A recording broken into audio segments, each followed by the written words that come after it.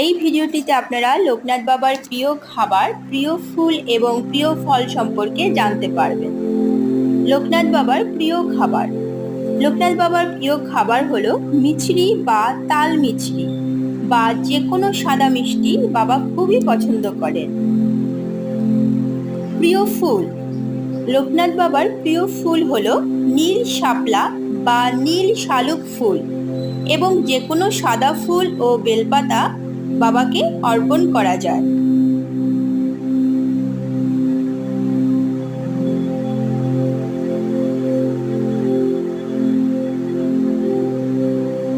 লোকনাথ বাবার প্রিয় ফল।